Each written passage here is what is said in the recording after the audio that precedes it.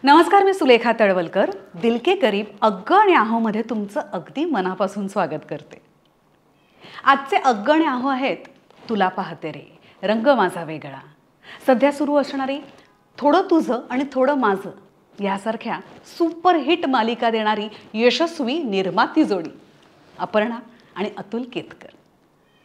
नमस्कार. नमस्कार. Welcome to दिल के करीब अग्ग आणि आहो. मला खूप बरं वाटतंय आज, खूप मस्त वाटतंय. अपर्णा, म्हणजे तशी आपली ओळख नाहीये, पण मला तू खूप आवडतेस. आणि I have a lot of respect about Atul, कारण त्यावेळेला जेव्हा तुम्ही स्टारमध्ये होतात तेव्हाचा रिस्पेक्ट अजूनपर्यंत आहे. आणि सेम म्युच्युअली मला पण तू तितकीच आवडतेस. आणि मध्ये तू अकॅडमीच्या एका फंक्शनला आली होतीस तेव्हा मी नव्हते, पण माझी आई सुद्धा तुझं खूप कौतुक करत होती. रंग माझा वेगळा आणि दोन्ही शोजला मला तुझ्या अकॅडमीतनं मुलं मिळाली. येस, हुशार आहेत पोरं, आणि छोटी पोरं जास्त हुशार, आणि बऱ्याच ठिकाणी आता काम करतायत सगळ्या सिरियल्समध्ये. येस. सो दिल के करीब तुम्ही बघता का? हो हो. खरं तर आधी रील्स मधनं यायला लागलं आमच्यापर्यंत. अख्खे एपिसोड फार नाही बघितले गेले, रील्स मधनं जे येतात ते बघितलं गेलंय. काही एपिसोड मी अख्खे पाहिले आहेत. येस. सो तुम्हाला माहित असेल. सो बेसिकली विचारण्याचं कारण असं की तुम्हाला भरपूर गिफ्ट देणार आहे, तुमचं स्वागत करणार आहे, आणि त्याच्यानंतर गप्पांना सुरुवात करूया. आपली एक अतिशय दिल के करीब मैत्रीण आहे निलिमा अमित, जी रेकी हीलर आहे, लाईफ कोच आहे. एक आयुष्य अनेक प्रवास, आनंदी जीवनाचं रहस्य. खूप छान पुस्तक लिहिले तिने. थँक्यू सो मच निलिमा ताई. आणि हे जर का आपल्याला हवं असेल ना, माझ्या तुमच्या मित्रमैत्रिणींना वगैरे, तर ॲमेझॉनवर अवेलेबल आहे. ओके. आणि इंग्लिशमध्ये सुद्धा आहे. बाबा मस्त. रोहन प्रकाशन आपले अतिशय दिल के करीब आहेत, आणि त्यांनी तुमच्यासाठी पाठवलंय समीर गायकवाड यांचं खुलूस. शॉर्ट स्टोरीज आहेत, आणि प्रत्येक कथा म्हणजे प्रत्येक कथेवर मालिका बनू शकते, म्हणून खास तुमच्यासाठी त्यांनी पाठवलंय. खरंच खूप गरज असते आपल्याला आयडियाजची. नाईस. थँक्यू समीरी. आणि RDK 20 हा जर का कुपन कोड आपल्या दिल के करीबच्या सगळ्या प्रेक्षकांनी वापरला तर त्यांच्यासाठी आहे 20% डिस्काउंट या सगळ्या बुक्सवर. अरे वा. निसर्ग हर्ब्स हा एक साताराचा ब्रँड आहे. हर्बल प्रॉडक्ट्स बनवतात, आणि तो ब्रँड आहे डॉक्टर आरती सोमण यांचा. आरतीताई सुद्धा अतिशय दिल के करीब मैत्रीण आहे, आणि नवीन एक त्यांनी प्रॉडक्ट लॉन्च केलंय, हर्बल टूथपेस्ट, तुमच्यासाठी पाठवली आहे. थँक्यू. हर्बल सोप आहे. वा वा वा. स्क्रब्स आहेत, बॉडी स्क्रब, फेस स्क्रब. वा. आणि हे आपल्यासाठी खूप उपयुक्त असं immunity syrup, body sugar free आहे. वा वा वा. मस्त. थँक्यू. सुमन आणि ऋतुजा आई आणि मुलगी आहेत, आणि हस्त परंपरा हा त्यांचा ब्रँड आहे. तुमच्यासाठी हा ट्रे पाठवलाय, अपसायकल्ड फॅब्रिक ट्रे. वा. अरे वा, सुंदर. नाहीस ना? छान रंग आहे, छान काठ वापरला. मस्त. Thank you so much. थँक्यू. मस्त रंग आहे आणि छान फॅब्रिक वापरलंय. हे गिफ्ट आहे क्रिएटिव्ह माइंड्सकडून. कल्याणी मोडक यांचा ब्रँड आहे, आणि दगडातून त्या खूप छान छान वस्तू बनवतात. वा. हा दिवा आहे, आणि हा आपण वापरू शकतो तेल आणि वात घालून. चौरंग आहे. अरे फारच गोड आहे, फार गोड आहे. तुळशी वृंदावन. किती गोड आहे ना. फार छान, सुंदर. वा वा, फारच आवडलंय हे. गोड गिफ्ट आहे, आणि खरंच हल्ली ह्या इतक्या जुन्या गोष्टी रेअर झाल्या आहेत, आणि त्या आता मिनिएचर्स मध्ये यायला लागल्यावर आपल्याला छोट्या छोट्या मुंबईतल्या फ्लॅट्स मध्ये ठेवायला मजा येणार आहे. आणि दगडात अख्खी भातुकली सुद्धा आहे त्यांच्याकडे. वा वा वा. दिल के करीबच्या सगळ्या प्रेक्षकांचे अतिशय लाडके अद्वैत बापट, हो की नाही? सहज हवन एंटरप्राइज त्यांचा ब्रँड आहे आणि ऑर्गॅनिक गुळापासून बनवलेला खरवस आज त्यांनी तुमच्यासाठी खास आणलाय. अरे Thank you. वा, Thank you. थँक्यू. खरवस खूप आवडतो. आम्हाला आता पत्ता मिळाला. येस. नंबर पण घेऊन ठेवा हो, येस. आणि आधी फोटो मागवा त्यांचा. करेक्ट. राजाला मला सांगितलं तुम्ही दिलके करीबला जाणार आहात का, प्लीज त्यांच्याबरोबर फोटो काढा. तो आम्ही काढतो आज. Thank you so much. आपली आणखीन एक पुण्याची दिल के करीब मैत्रीण आहे, मीनाताई इनामदार. बरं. अप्रतिम साडी हा त्यांचा ब्रँड आहे आणि त्यांच्या सगळ्या साड्या अप्रतिम असतात, पॅकिंग अप्रतिम असतं. कॉटन सिल्क आहे, अरे दोरा वा. वर्क, सुंदर कॉम्बिनेशन. है ना? हो, पिंक आणि ब्लॅक फारच सुंदर कॉम्बिनेशन. वा वा, माझ्याकडे ब्लाऊज पण आहे आता. मी लवकर नेसेन. आणि तुझी पण साडी खूप छान आहे. हो, थँक्यू. मला ही माझ्या मैत्रिणीने दिली आहे, कविता. कविता लाड. हा, कविता लाड. अच्छा. आमचा एक ग्रुप आहे आणि आम्ही सिक्रेट सांता खेळतो. त्याच्यात मला ही सिक्रेट सांताची मिळाली. वा वा वा. आत्ता का? हो, अलीकडेच. नाईस. Thank you so much. आता मी लवकर नेसते. सुंदर, थँक्यू सो मच. सुलेखा, तुझी पण साडी खूप सुंदर आहे, फारच छान. दीपाताई चेवलकरांचा ब्रँड आहे, नक्की भेट द्या. पार्ल्यामध्ये साजिरी साडीज म्हणून, हो, आणि खूपच सुंदर साडी इतके जवळ आहेत त्याचे. फार पण सुंदर. आज बघ ना, म्हणजे संक्रांत जवळ आली आहे, सो त्या निमित्ताने मी एक काळी साडी नेसली वा, वा, आहे वा. दीपाताईंची.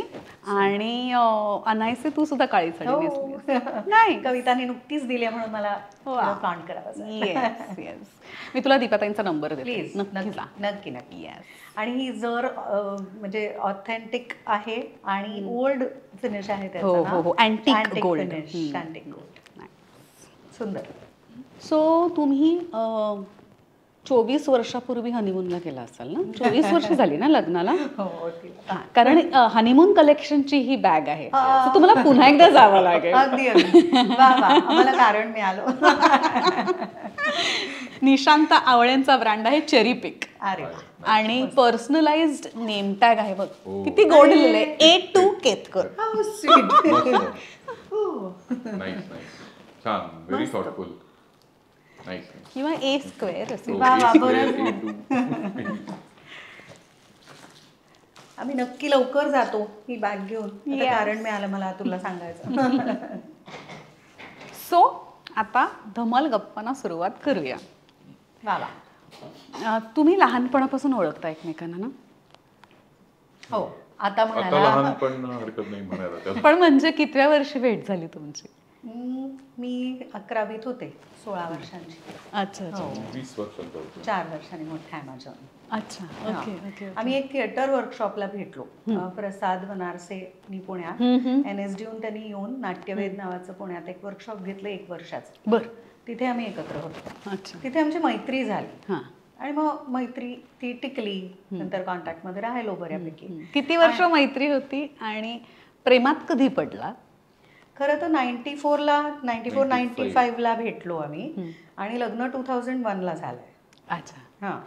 आणि प्रेमाची प्रोसेस खूप मोठी होती, कारण आमचा ग्रुप एक होता आणि नंतर ओळख वाढली तसं आम्हाला कळलं आमची शाळा पण एक होती. अच्छा.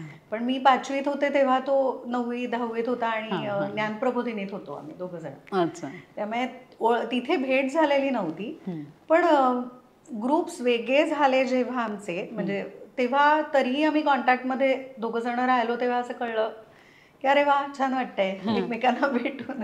आणि नंतर असं झालं की त्या नाट्य शिबिरातनं बऱ्याच जोड्या जमल्या म्हणून तो कोर्स बंद झाला असं की, कारण 3-4 लोकांच्या जास्तच 4-5 लोकांची लग्न ठरली तिथे. अच्छा अच्छा. पण मग चांगलंय की. चांगलंय. पण ते मग नाट्यकाचं शिबिर न राहता वधूवर सूचक मंडळ होते की काय म्हणून कदाचित ते बंद झालं असावं. पण इट वर्क फॉर अस आणि चांगलं आय ओपनिंग होतं वर्कशॉप पण आणि सगळ्या गोष्टी. प्रत्येकाला तेव्हा जेव्हा ज्यांची म्हणजे अपर्णाची तरी बऱ्यापैकी थोडीशी नाटक सिनेमा ह्याची थोडीशी बॅकग्राऊंड होती, तिच्या ताईमुळे तिची आई काम करायची. आमच्या घरात असं काही नव्हतं, त्यामुळे कॉलेजमध्ये असताना नाटक करताना एक काहीतरी ऑर्गनाइज वेनी करावं म्हणून आम्ही दोघे ते शिबिरात गेलो होतो. जसं प्रत्येक माणूस जातो काहीतरी, तेव्हा ऍक्टिंगच डोक्यावर असतं. पण आय एम थँकफुल माझ्या बाबतीत, तिच्या बाबतीत बिचारीवरती अन्याय झाला. पण खूप आधी कळलं की आपण ऍक्टिंग नको करायला, ते आपण बरं करत नाही. ती चांगलं करत होती, पण नंतर इकडे मुंबईत आल्यानंतर समहाव शी लॉस टच, आणि मग नंतर नोकरी आणि या सगळ्या गोष्टीमध्ये. बट ती सवाई अभिनेत्री आहे, तिने केलेली एकांकिका पहिली आली, सगळी बक्षिसं तिला मिळाली. व्हेरी प्राऊड की तिने काहीतरी त्या नाट्य शिबिरातनं आमची सुरुवात झाली, तर she actually made the best of it. I was on the periphery, पण तो अनुभव कधी वाया जात नाही, तो मला नंतर कामी आला आणि खूप आला. ओके, सो आता तुम्ही यशस्वी निर्माते आहात. तर निर्मिती करायच्या आधीचा काळ कसा होता, तेव्हा तुम्ही काय करत होतात, एकमेकांची तशी ओळख करून द्याल का? हो, मी अतुलच्या बद्दल सांगते. अतुल 98-99 मध्ये मुंबईत आला. त्यांनी मास कम्युनिकेशन केलं पुण्यात सिम्बायसिसमध्ये. तेव्हा मास कम्युनिकेशनची त्याची पहिलीच बॅच होती, तो डिप्लोमा होता. कारण त्याला अभिनय नाही असं म्हणल्यानंतर पण हे क्षेत्र आवडतंय. आता तो म्हणला, मला कळत होतं की मला हे नाही जमणार आहे, पण मला या क्षेत्रात आवड निर्माण होतीये, त्यामुळे त्यांनी मास कम्युनिकेशन ऑप्ट केलं. आणि तिथे तो सिम्बायसिसमध्ये पहिला आल्यावर त्याला छान प्लेसमेंट जी झाली ती स्टारमध्ये झाली, स्टार प्लसमध्ये. आणि प्लेसमेंट म्हणजे इंटर्नशिपसाठी. आणि इंटर्नशिप झाल्यानंतर त्यांनी इकडे तिकडे हळूहळू मग तेव्हाचं काय होतं, म्युझिक एशिया म्हणून त्यांचं चॅनल होतं. आणि सगळ्यात चांगली काय गोष्ट झाली, 97, 98 किंवा 98, 99 साल आम्हाला, म्हणजे आता किती लोकांना आठवत असेल, आपल्या प्रेक्षकांपैकी बऱ्याच जणांना आठवत असेल की सॅटेलाइट टेलिव्हिजन बऱ्यापैकी झी किंवा हे खूप मोठ्या प्रमाणात येत होतं.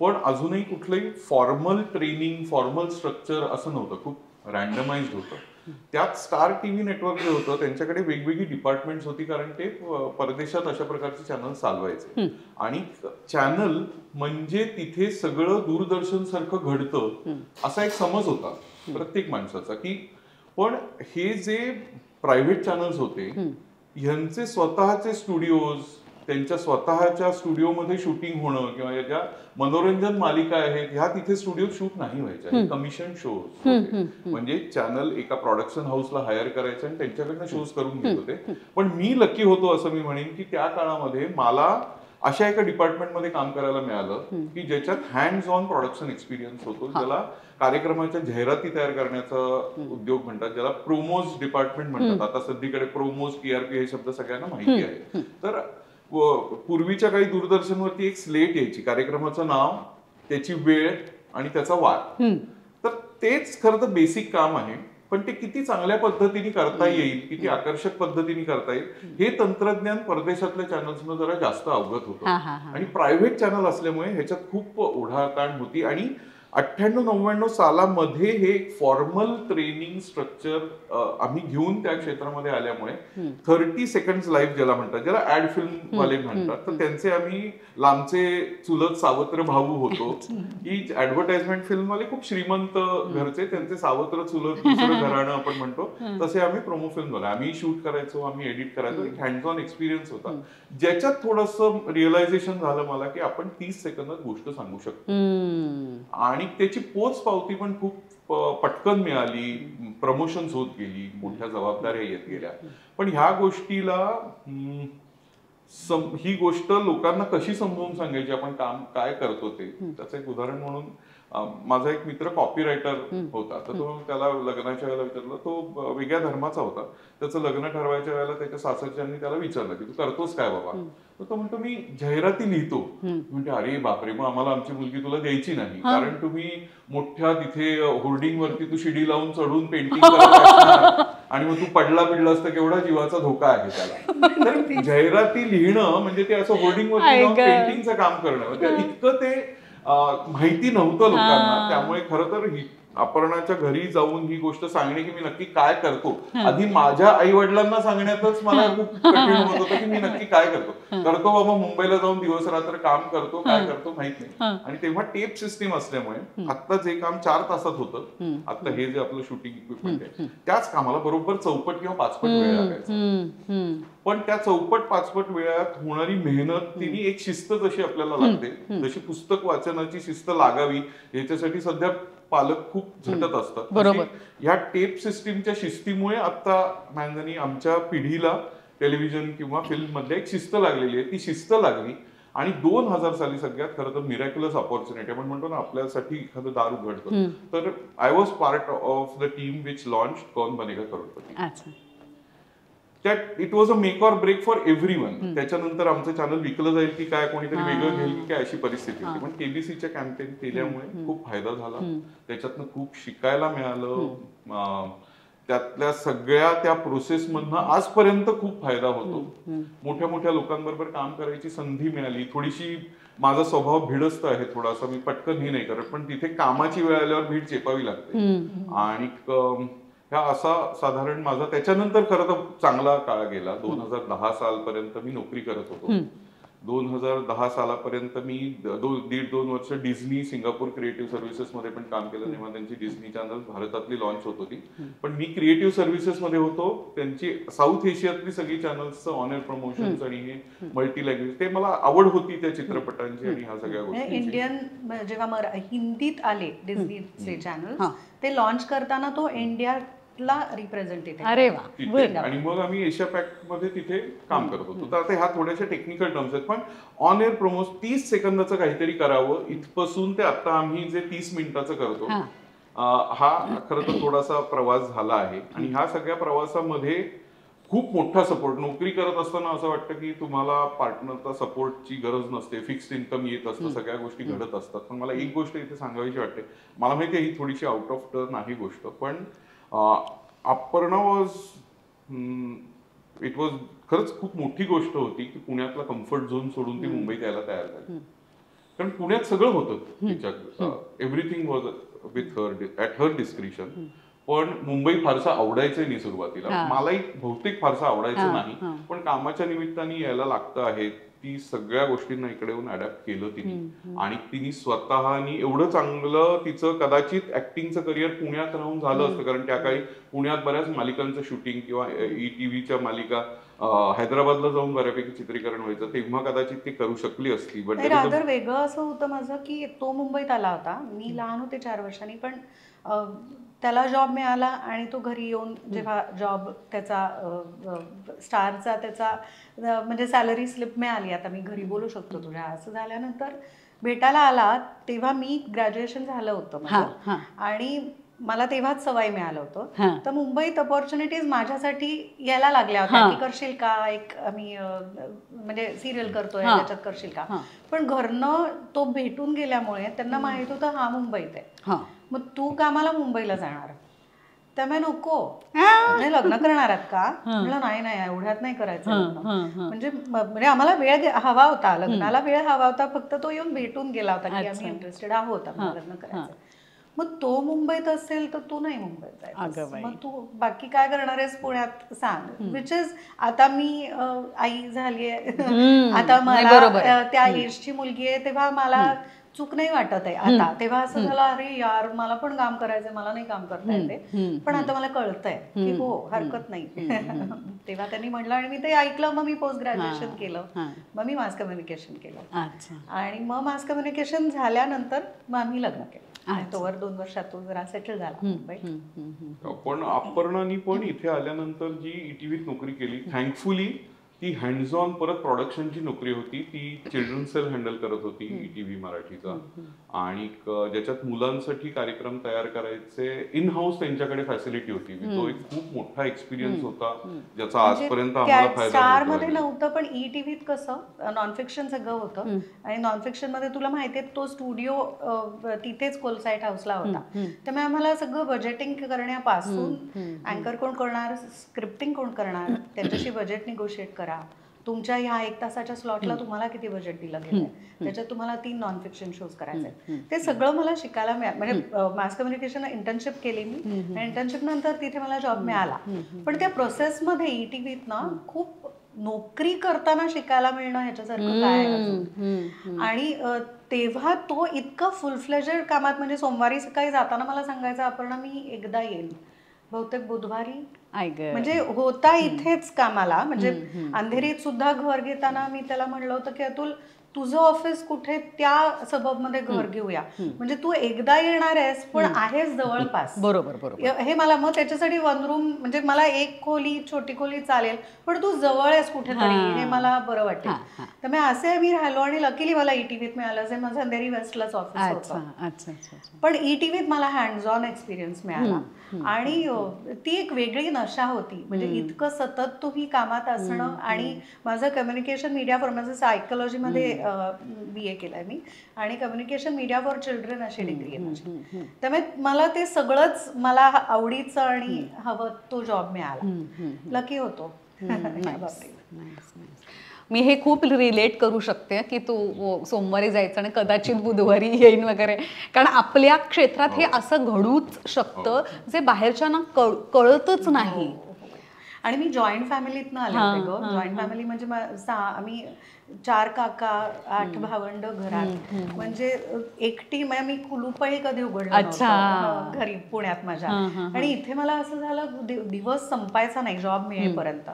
पण मुंबईत आल्या आधी मला कळलं होतं विद्यापट, तुला काहीतरी मुलांबरोबर करायचंय तर विद्यापटवर्धन म्हणून आहेत, त्यांना तू जाऊन भेट. तशी मी दादरला बालमोहन मध्ये जाऊन त्यांना भेटली आणि दे धमाल नावाची सिरियल तेव्हा त्यांची अगदी म्हणजे सुरू झाली होती काम त्याच्यावर. तर मला म्हणल्या हो लगेच जॉईन हो तिथे. आणि तिथे मी त्यांच्याबरोबर 6-8 महिने होते मुंबईत आल्या आल्या. आणि तिथे निलेश मयेकर माझा चांगला मित्र झाला, त्यांनी मला सजेस्ट केलं आता ही संपत आली मग काय करणार आहेस, घरात कोणी नसतं, तुझ्या वेळ लागेल तुला, तुम्हाला बोळातनं आली आहेस. मी पुण्यात बोळात, मी ह्या बोळात राहते असं म्हणायचे. तर बोळातली म्हणत कधी हायवेला तुला बोलते इथे करपणार नाहीये. त्यामुळे त्यांनी मला इन्सिस्ट केलं पण तू नोकरी कर, तुझं घरात म्हणजे नवरा पण नसतो, त्यामुळे तू नोकरीत राहिलीस तर तुझं, कारण फ्रीलान्सर म्हणजे आत्ता काम आहे नंतर काम नाहीये. आणि एकटीने जाऊन ऑडिशन द्यायची माझी हिंमत नव्हती तेव्हा, की आता त्या घरी या मी ऑडिशन घेतो, माझी ती हे नव्हती की मी ऑडिशन्स देईन, माझी हिंमत नव्हती असं म्हणूया. मग ऑडिशन का इंटरव्ह्यू असं मी पाहिलं होतं, मला असं वाटलं मी इंटरव्ह्यू देते. मग हैदराबादला मी इंटरव्ह्यूला गेले आणि मग झालं मला तिथे लगेचच जॉब मिळाला. पहिला इंटरव्ह्यू म्हणजे पहिला मुंबईत झाला, दुसरा इंटरव्ह्यू हैदराबादमध्ये. पण मग जॉब हैदराबादचा होता का? इथला होता, 3 महिन्यातनं एकदा हैदराबादला जायला. Okay okay okay okay. पण ते ऑफिसमधनं आम्हाला ट्रेन मिळतं. पण घडत गेलं, म्हणजे ते काही प्लॅन्ड नव्हतं. मुंबईत राहायचं ह्याचं काम आहे म्हणल्यावर प्रश्नच येत नाही, मुंबईतच राहायचंय. पण हे नक्की कळलं तुम्ही बिझी असाल तर मुंबई आपली वाटते, घरात खाते मुंबई. त्यामुळे आपोआप तुम्हाला म्हणजे काम करायचंय का नाही, मुंबई तुम्हाला बिझी ठेवते पण ठेवते पण. मला जॉब मिळेपर्यंत मला मुंबई कळायसाठी हा घरी आला आणि आज मला जायचंय वरळीला एडिटला, तर मी त्याला म्हणायचे की मी तुझ्याबरोबर येते आणि मग नंतर मी येताना बस मधनं वेगवेगळ्या बसेस पकडून मी येईन. अशी मी मुंबई शिकले की त्याला, कारण त्याला कन्व्हिन्स मिळालेला असायचा त्याच्या पुरता फक्त की एडिटला जायचं आहे म्हणून. तू जसा जाणार आहेस तसं मी येते, नंतर मी 100 रुपयाच्या वर नक्की खर्च करणार नाही, हे मी माझ्यासाठी ठरवलं होतं की शिकण्यासाठी सुद्धा किती खर्च करायचा ना, तर मी 100 रुपयाच्या वर 1 रुपया नाही खर्च करणार. आणि म्हणजे डबा घेऊन जायचे नाही पण खाणार नाही, एनर्जी पिन फार फार, तर मुंबईतली मला एनर्जी आवडायची. तेवढं पिऊन मी संध्याकाळपर्यंत घरी पोचायचे की हा आज मी बस रूट शिकले, आज मी ट्रेन कळलं, मला एक एक कळत गेलं. नाही वरळी महालक्ष्मी परत. बरोबर. सो चॅनलमध्ये काम केल्यानंतर तुम्हाला बरंच काही शिकायला मिळालं असेल. मग आपण निर्माते होऊया ही आयडिया कुणाला आली दोघांपैकी? आणि माझा का स्वभाव, जास्त वर्ष मी नोकरी केली आणि मला असं वाटतं की एखादा माणूस पत्रिका वगैरे सांगू शकत असेल काय असेल तर माझा स्वभाव आणि माझी पत्रिका नोकरदार माणसाची आहे. म्हणजे असं मी म्हणतो, असं कोणी सांगितलं नाहीये मला, की ज्याला दुसऱ्यांनी नेमून दिलेलं काम करायला मजा येते ते पॅशनेटली करायचं, ते आपलं समजून करायचं, हा माझा स्वभाव आहे. आणि माझ्या घरात सुद्धा कदाचित फार कमी एंटरप्रेनर स्किल्स आहेत.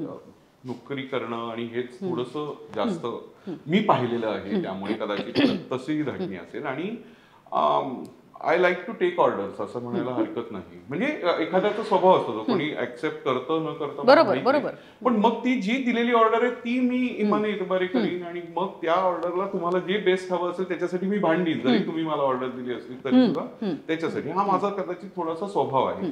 एक असं झालं की नोकरी करत असताना मी आधी स्टार प्लस मध्ये म्हणजे हिंदी चॅनल्स मध्ये काम करत होतो. 2007 साली जेव्हा मराठी चॅनल उघडायचं होतं तेव्हा त्यांनी मला विचारलं की तू मराठी चॅनल हेड करशील का. तेव्हा स्टार प्रवाहाचं प्रपोजल आलं. मग काही मालिका ज्या डोक्यात होत्या गोष्टी ज्याच्याबद्दल मी मित्रांशी बोलायचो, त्या मित्रांना बोलवून त्यांच्याशी चर्चा करून, माझा बॉसही खूप चांगला होता, त्यांनीही हे करून एक चांगलं डोक्यातलं काहीतरी एक करता आलं, एक नवीन चॅनल त्याला लाईक राजाशिव छत्रपती, अग्निहोत्र किंवा अशा काही मालिका, असं का घडलं, किंवा ह्या ज्या मालिका होत्या त्या तेव्हाच्या काही पाथ ब्रेकिंग होत्या असं वाटत होतं. तो एक प्रयत्न होता, एक नवीन, नक्की एक काहीतरी नवीन माणूस आल्यावर एक नवीन काहीतरी गोष्टी येतात. नवीन माणूस म्हणजे नवीन चॅनल आल्यानंतर त्याची एक ओळख निर्माण करण्यासाठी, आणि ते छान करता आलं ती प्रोसेस. त्या प्रोसेस नंतर 2 वर्षांनी मला समहाव असं वाटलं की इथे सॅच्युरेट होतो आहे मी बाहेर जाऊन फ्रीलान्सिंग करायला पाहिजे, किंवा समहाव ती टार्गेट्स जी असतात ती अतिशय गरजेची असतात. पण त्या टार्गेट्स मध्ये काही प्रमाणात कदाचित मी नाही का त्याला जस्टिस देऊ शकत आहे, माझ्या हातनं ते होणार नाहीये का, किंवा हे असं दुमत होतं. तेव्हा एकदा मी असं होत असताना एकदा फोन केला अपर्णाला घरी की आपण यंदा लक्ष्मीची फी भरली आहे का. ती म्हणजे वर्षभराची फी भरली. मग मी म्हणलं मी राजीनामा देऊ का. ती म्हणली तुझी इच्छा आहे, तुला राजीनामा द्यायचा असेल तर तू दे. आणि मी खरंच राजीनामा देऊन आलो. मला माझ्या बॉसेसनी सांगितलं होतं की 3 महिने तुझ्या टीम मेंबर्सला किंवा कोणालाही सांगू नको, कारण मी दुसरे कुठे जॉईन करणार नव्हतो. त्यांनी कन्व्हिन्स करायचा प्रयत्न केला पण मी कुठेच दुसरीकडे जॉईन करणार नव्हतो. त्यामुळे मी म्हणलं ठीक आहे, मी 3 महिन्याचा पिरियड सर्व करेन. 15 दिवस राहिलेले असताना मी माझ्या टीमला सांगेन तर तुम्ही कोणीतरी शोधा. तर त्यांनी त्यावर शोधलं, मी ते काम कम्प्लीट केलं, आलो. पण मला पुढचं पाथ माहिती नव्हता. त्याच्यानंतर मी काही ठिकाणी एंडेमॉल म्हणा किंवा अशा काही प्रोडक्शन हाऊसेस बरोबर फ्रीलान्सर कन्सल्टंट म्हणून काम करत होतो. काही नॉन फिक्शन शोज होते, काही फिक्शन शोज होते, त्याची गोष्ट डेव्हलप करणं हे. त्याच्यानंतर अपर्णा आणि मी परत भिडस्त असल्यामुळे आपणहून काम जे आलं ते घेऊया.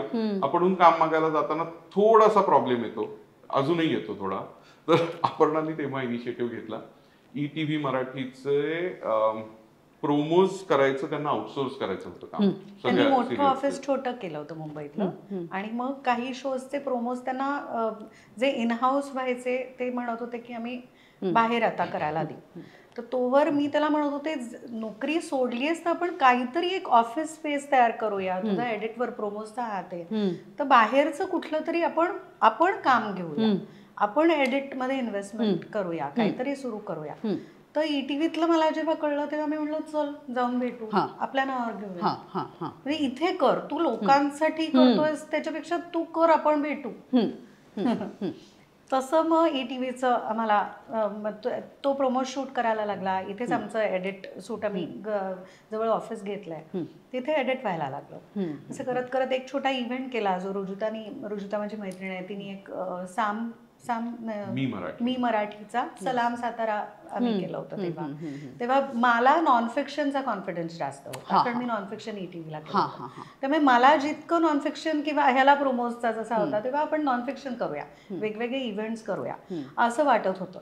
असं म्हणेपर्यंत मला असं वाटलं मला ते टीम हँडल करायला मला जमतीये. आणि खरं सांगू, स्मिता मावशी माझं खूप मोठं एक रोल मॉडेल होती. म्हणजे मला आठवत आहे, मी मास कम्युनिकेशनला हैदराबादला कॉलेजकडनं आम्हाला नेलं होतं चिल्ड्रन फिल्म फेस्टिवल तिथलं बघायला. आणि त्यातनं फेस्टिवल चालू असताना एक दिवस त्यांनी मोका ठेवला होता की एक्स्ट्रा पैसे भरा आणि रामोजी फिल्म सिटीत एक टूर करून या.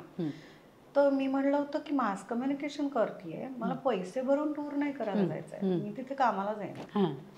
मी नाही भरले पैसे. मी त्या दिवशी मीना बाजार आणि मी शॉपिंगला गेले, म्हणजे पैसे भरायचे ना, पैसे नाहीत वगैरे असं काही नव्हतं. हा तेव्हाचा आगाऊपणा माझा असेल, पण हे मी मैत्रिणीला म्हणले होते. ते मी ईटीव्हीत लागल्यानंतर मला मैत्रिणी म्हणली की कसली आहे सॉलिड. म्हणलं नाही, कारण मला माझी बहीण रामोजी फिल्म सिटीत शूटिंगला जायची, म्हणजे आई जाऊन आली होती. म्हणजे मी लोक कामाला जातात पैसे भरून, मला टुरिस्ट म्हणून नाही जायचंय. म्हणजे मला ते असं वाटलं कमान यार, म्हणजे काहीतरी मी केलं पाहिजे आता की.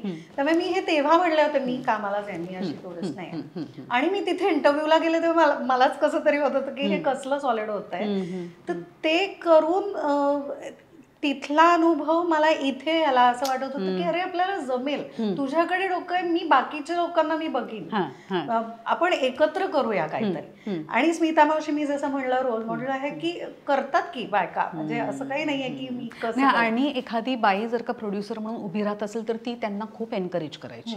हो हो. मला आठवतंय माझ्या घरात खूप अशा मीटिंग्स झालेल्या आहेत आणि त्यावेळेला पौर्णिमा सुद्धा काहीतरी प्रोडक्शन तिने करायला घेतलं, पौर्णिमा तळवलकर, त्यावेळेस ती पौर्णिमा भावे.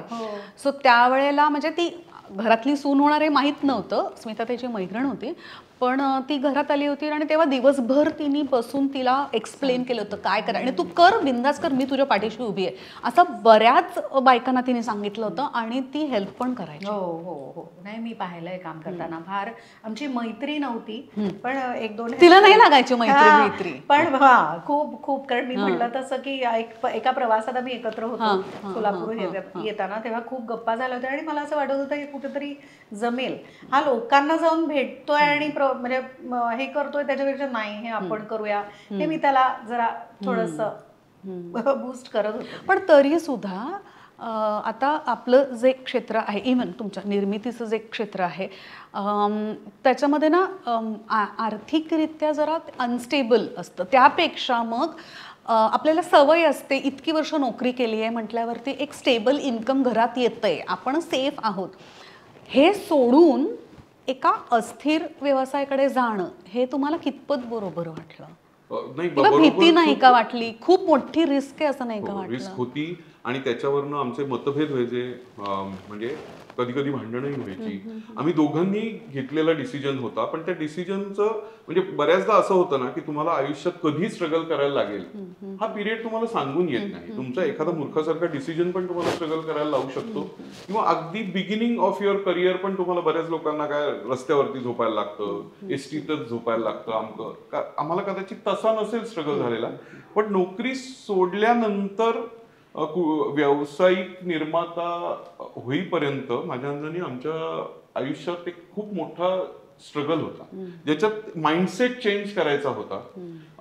अगदी फ्रँकली सांगायचं तर विदाऊट काम खूप महिने गेलेत असं झालं नाही. काम होत होतं, काम छोट्या प्रमाणात होत होतं. कधी कधी असं वाटायचं आपणाला की अरे अतुल तू एवढ्या मोठ्या पोस्टवरनं आता जाऊन तू असं काय करतो आहेस, मग तू नको करूस, मी करते हे, तू हे तू. मी म्हणलं अगं अपर्णा, आपण जवळ आपल्याला ना आपण त्या पदावरती असतो ना तेव्हा आपल्याला प्लेस व्हॅल्यू असते. आपण त्या पदावरनं बाहेर पडल्यावरती आपल्याला फेस व्हॅल्यूवरती लोकांनी जर का काम दिलं आणि त्याच्यासाठी आपल्याला कमीपणा वाटायचं काय कारण आहे? आणि या बाबतीत त्याला कधीच कमी वाटलं नाही. म्हणजे मला या बाबतीत त्याचं कौतुक वाटतं, कारण खूप मोठ्या पोस्टवर होता तो, त्याचा डिसिजन होता, पण तरी त्या डिसिजनला मी कधीतरी चुकलो. म्हणजे अनेकदा त्याला म्हणायचे की येतोयस का बाबा आता इकडे, किंवा अशा रुमर्स उठतात बघ की आता नवीन हा चॅनल निघतोय ना तिथे अतुल केतकर जॉईन होतो, मग खूप फोन यायचे. तर मी त्याला विचारायचे की अतुल तू खरंच मनाशी ठरवलंयस, त्याला अजूनही आतनं वाटतंय का तू मी प्रूव्ह करायला, का तुला खरंच आतनं वाटतंय की मला आता नोकरी नाही करायची? म्हणजे हे दोन्ही गोष्टी प्रूव्ह करणं, पण तरी मोह होऊच शकतो आणि त्यात कमीपणा नाहीये. वाटत असेल तर तू जा, म्हणजे तू कर कुठेही नोकरी. तर तू म्हटला नाही अपर्णा मी हॅपी आहे, टेन्शन आहे आपल्याला, तुला वाटतंय का? म्हणलं नाही, पैसे मिळवायला नाही मी म्हणत आहे, तुला मेंटली जो अस्वस्थपणा आहे त्यांनी नोकरी करून गॅप नंतर तुला वाटत असेल तर कर. तो म्हणत होता नाही अपर्णा मी ओके आहे, तू आहेस ना, म्हणजे आपण स्ट्रगल करूया. हो, त्याला काही. आणि त्याचं एक उदाहरण म्हणजे एकदा असं झालं होतं, एका चॅनलमधनं बोलवलं होतं की तुम्ही एकदा भेटून तर जा, खूप इन्सिस्ट करतो. आणि मी आपणाला म्हणलं होतं की मला नको वाटतंय. मी त्यांना फोन करून सांगतो, ते म्हणतो कशाला नको सांगतोस? आपल्याला जर का स्वतःचं काही करायचं असेल पुढे मागे जाऊन, तर ह्या चॅनलमध्ये आपल्याला जायचं आहे. तर why to burn the bridge. तू जाऊन भेट आणि तुझा काय प्लॅन आहे सांग, आणि तुला का नोकरी करायची नाहीये हे त्यांना त्या इंटरव्ह्यू मध्ये जाऊन सांग ना तू. तर मी 3-4 चॅनल्स मध्ये जाऊन तेव्हा माझे इंटरव्ह्यू झाले त्यांच्या HR बरोबर, त्यांच्या सिनियर मॅनेजमेंट बरोबर, आणि मी त्यांना समजावून सांगितलं की अगदी बरोबर आहे तुम्ही म्हणताय ते, मला सगळं पटतं आहे, मला तुमचा पगार पटतो आहे, हे सगळं पटतंय, सगळं छान आहे, मला त्यांच्याशी हे नाही. पण म्हणलं माझी ही अडचण आहे, मी नोकरी सोडण्याचं कारण मला तिथे खूप त्रास होत होता किंवा मला तिथे अडचण होती असं नाही, मला असं आतनं गट फिलिंग वाटत होतं की मला हे करायचं नाही आहे, त्यामुळे मी ही नोकरी सोडली आणि मला वेगळं काहीतरी करायचं आहे, तर तसं काही प्रोजेक्ट असेल तर तुम्ही मला द्या. तर ह्यांनी काय झालं ना, मला असं वाटतं नोईंगली अननोईंगली अपर्णाचं सांगण्यामुळे असं एक बॅकग्राऊंड वर्क तयार झालं या निर्माता होण्याकडे. आणि सगळ्यात महत्वाची गोष्ट मला माहिती, प्रेक्षकांना अनेक निर्माते येऊन गेले असतील तुझ्या शो वरती, पण मला एक गोष्ट सांगायची की फायनान्सर आणि प्रोड्युसर म्हणजे निर्माता आणि एखाद्या गोष्टीला पैशानी फक्त अर्थसहाय्य करणारा, या दोन लोकांमध्ये ना खूप फरक आहे. प्रोड्युसर म्हणजे एक जी आपल्याकडे एक व्यक्तिरेखा तयार झालेली आहे की तो माणसाचा फावला उद्योग असणार, तो आधीचाच भरपूर मर्सिडीज, BMW आणि अशा 4-5 गाड्या असणारा, तिथे उतरणारा, अतिशय माजुरडा, आणि त्याला फक्त तिथे नटनट्यांकडे लक्ष ठेवून अरे असं करणारा जो असतो, तो त्या निर्मात्याची एक अशी इमेज तयार केली गेली. आणि तो गडगंज श्रीमंत ऍक्च्युली असं नाही. तुम्हाला निर्मिती करायची असेल, कुठल्याही गोष्टीची निर्मिती करायची असेल, तर तुम्हाला कुठल्या तरी त्या निर्मिती प्रोसेस मधलं एक कुठली तरी गोष्ट तुम्हाला ठामपणाने यावी लागते. बरेच ऍक्टर पुढे जाऊन निर्माते होतात, बरेच दिग्दर्शक उत्तम निर्माते होऊ शकतात. त्याच्यानंतर एक 2010 नंतर एक अशी फेज आली की उत्तम लेखक उत्तम निर्माते झाले. माझं तर म्हणणं असं आहे की तुम्ही छान केटरर असाल तरी सुद्धा तुम्ही निर्माते होऊ शकता. तुम्ही म्हणजे आर्ट डिरेक्टर असाल तरी सुद्धा तुम्ही छान, एक कुठलं तरी क्षेत्र तुम्हाला निर्मितीचं पक्क माहिती पाहिजे, किंवा अपर्णासारखं तुम्हाला छान प्लॅनिंग किंवा शेड्युलिंग किंवा एखादी गोष्ट मॅनेज करण्याची खूप चांगली हे असेल तर. त्यामुळे प्रोड्युसर हा माणूस फक्त पैसे असलेला नसतो, बऱ्याच वेळेला त्याच्याकडे पैसे नसतात, किंवा पैसे असतील तरी सुद्धा, पैसे नसतील तर हा कमिशन जॉब आहे. टीव्हीवरती प्रोड्युसर बनणं आणि फिल्मचं प्रोड्युसर बनणं ह्याच्यात थोडासा फरक आहे. टेलिव्हिजन ही स्वतःला जे वाटतं ते करायचं क्षेत्र नाही, ते लोकाभिमुख माध्यम आहे. बरोबर. लोकांना जे आवडतं असं लोकांच्या सर्व्हेतनं जे समजतं ते लोकांसमोर आणण्याचा प्रयत्न आपण करतो. म्हणजे जसं कायदे करतात किंवा जसं बिल पास होतात, लोकांना हे त्यात 100 लोकांना असं वाटतं नाही ह्या बिलची काय गरज आहे, हा टॅक्स लावायची काय गरज आहे, ह्या पॉपकॉर्न वरती टॅक्स लावायची काय गरज आहे. अरे पण 80 लोकांना तो टॅक्स लावायला हवा असतो.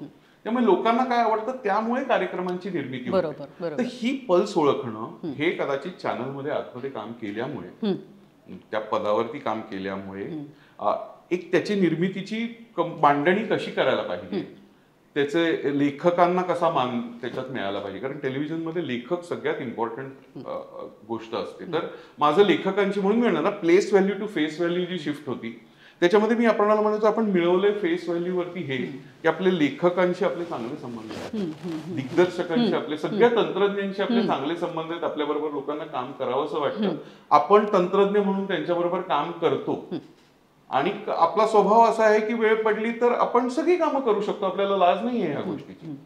काही लोक म्हणतात की नाही मी ही कामं करणार नाही, पण आपला तो स्वभाव नाही, प्रत्येकाची वेगवेगळी हे असते.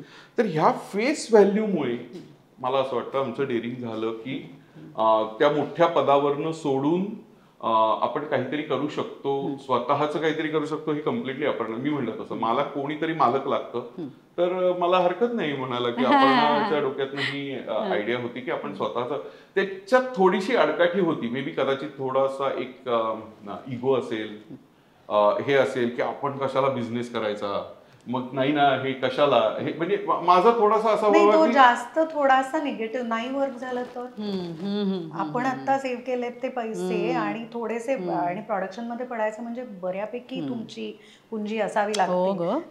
किंवा त्याची उचलायला पण करायला लागतात उचलायला market लागतात. मधून आणि आम्ही दोघंही तसे की नाही लोन घेऊन नाही करायचं हे. मग आम्ही घरात बोलल्यानंतर माझे आई बाबा लगेच पाठीशी उभे होते, काही टेन्शन घेऊ नका, तुम्हाला आत्ता हवेत का घ्या, आता आम्ही देतो. त्यांनी पुढे केले, पण त्यांच्याकडनं घेतल्यावर बँकेतनं घेतलं म्हणजे एक वेळ लोन घेतलं असतं इंटरेस्टचं तर बरी परिस्थिती होती. अशी घरात परिस्थिती होती की ते कधी देऊन टाकायचं, ते कधी आपण कधी प्रॉफिट मिळायला लागू. पण प्रॉफिट मिळाला आम्हाला पहिलं प्रोजेक्ट, दुसरं प्रोजेक्ट, 2 प्रोजेक्ट गेली. म्हणजे आपण फोटो सेशन करतो, ती जी इन्व्हेस्टमेंट आर्टिस्टला असते, पूर्वी फोटो सेशन असायचं, आताच्या अजून तुम्हाला रील्स त्या मनाने फ्री ऑफ कॉस्ट बऱ्या एवढा खर्च लागत नाही आर्टिस्ट तुम्हाला पूर्वी काय फोटो पोर्टफोलिओ.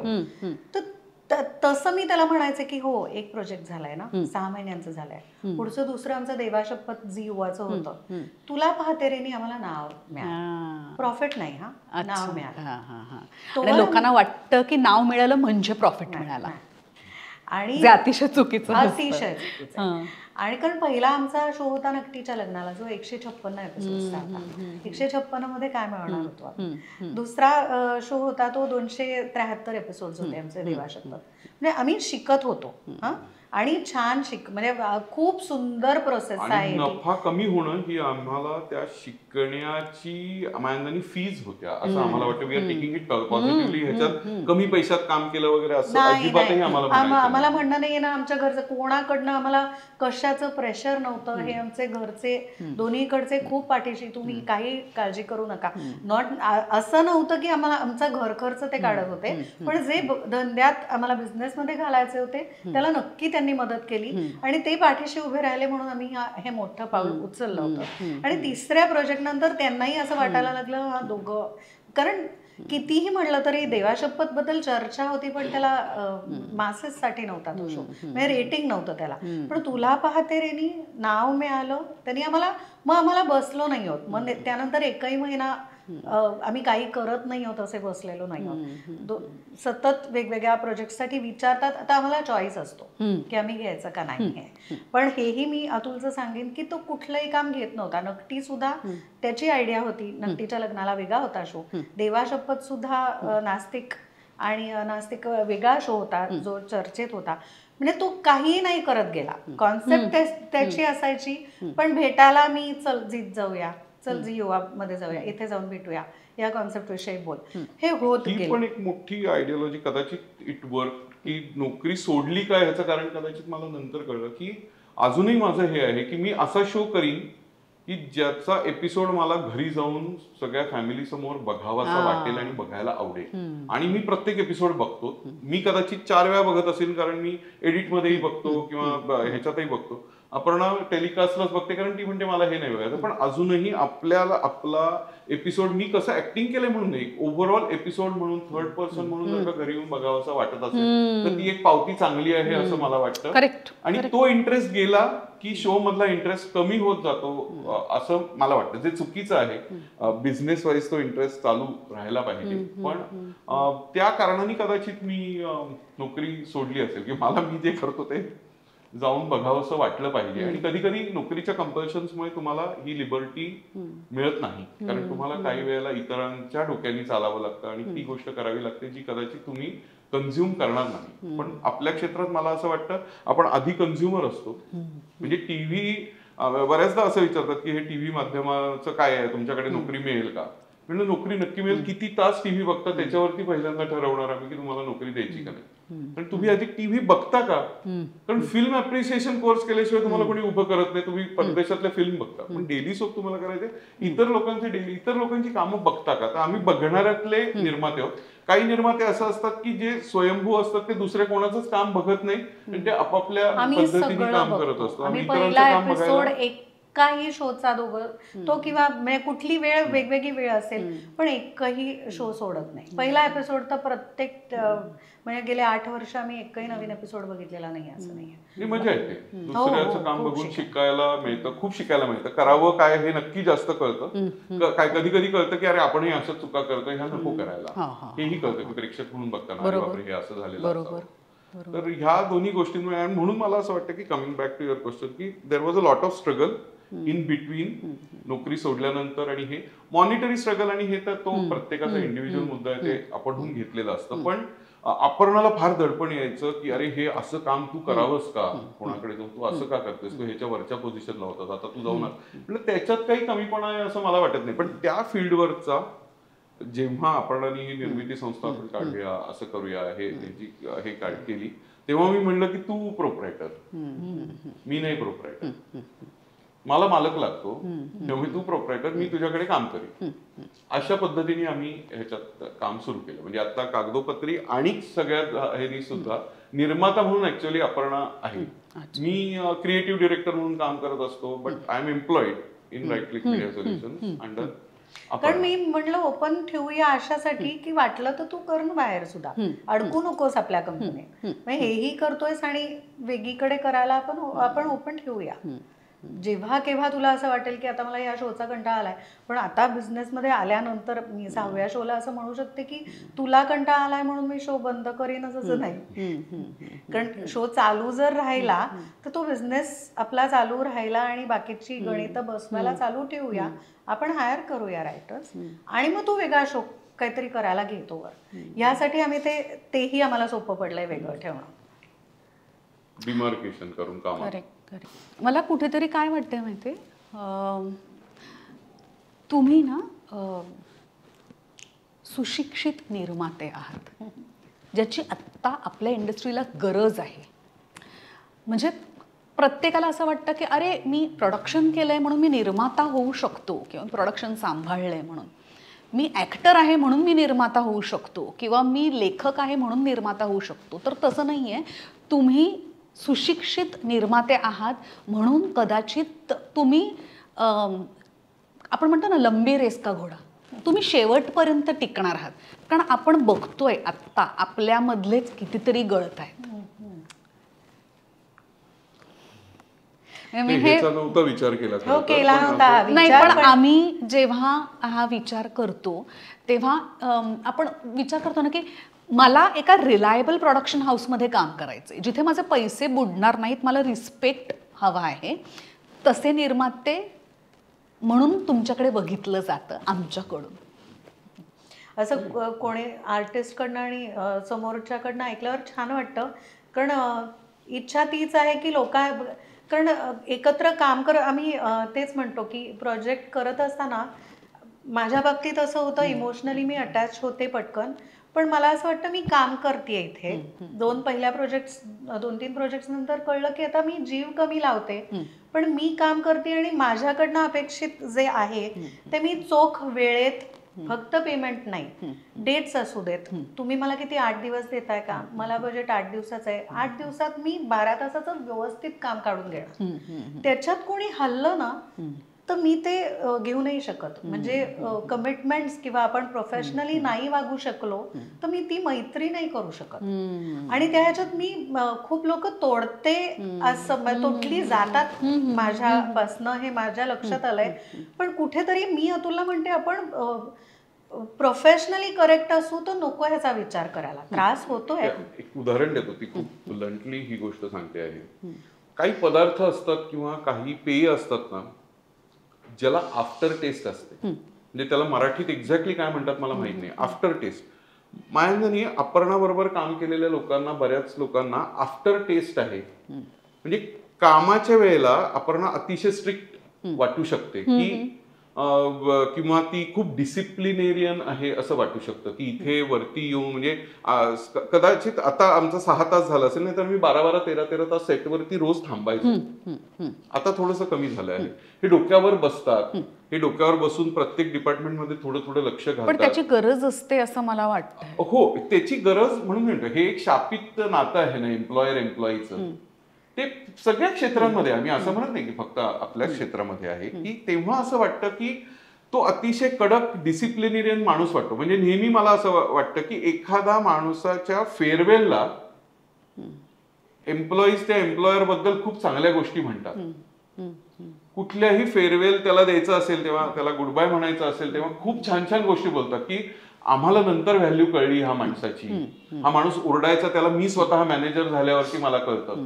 असे बरेच लोक मलाही नंतर भेटून येऊन सांगतात की अरे अपर्णाला हे मला सांगायचंय, मी स्वतः थोड्याफार प्रमाणात प्रोड्युसर झाले ना तेव्हा मला कळलं की अरे यार हे गरजेचं आहे, तुम्ही ज्या पद्धतीने करता ना त्या पद्धतीने मला तुमच्याकडे येऊन शिकायला पाहिजे खरं तर काही गोष्टी यातल्या. तुम्ही हे कसं करता, हे काय करता. म्हणलं हे कसं करता काय करता ह्याच्यापेक्षा सुद्धा म्हणलं तिचं हे म्हणणं असतं की आपण जर का पर्सनली एकमेकांशी चांगले होत ना, तुम्ही घरी या, पंचपक्वान्नांचं जेवायला घालीन, तुमचे खूप लाड करीन, आपण इथे प्रोफेशनल. बरोबर. इथे कामात कामचुकारपणाची सूट मागू नका. बरोबर. किंवा त्याचा आपलं रिलेशनशिप आहे किंवा घडलंय ह्याची अनड्यू ऍडव्हान्टेज घेऊ नका तुम्ही. आपण इथे छान प्रोफेशनल्स म्हणून काम करूया. पण सुरुवातीला काय व्हायचं, आपण अति इमोशनली अटॅच व्हायचे. म्हणजे आता मी नाव घेऊन किंवा काय बोलत नाही, काही हे नाही. आमचे बरेच मित्रमैत्रिणी आम्हाला चिडवायचे की अरे पुण्यातून आलेले किंवा साताऱ्यातून आलेले कलाकार तुमच्या घरात का उतरतात.